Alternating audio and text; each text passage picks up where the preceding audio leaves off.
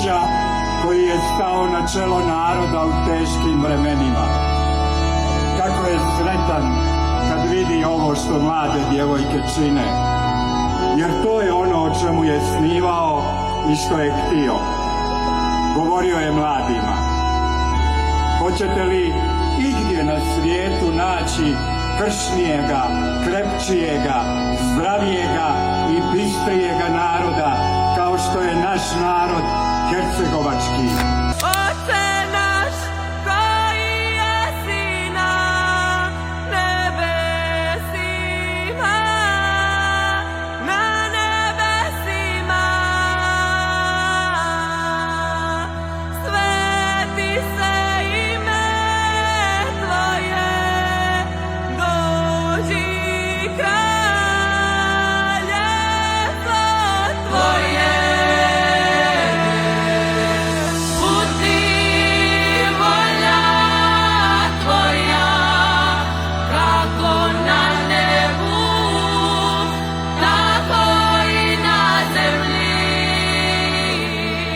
Čast mi je zaželjeti vam dobrodošlicu na mjesto gdje se ljube tradicija i zajedništvo.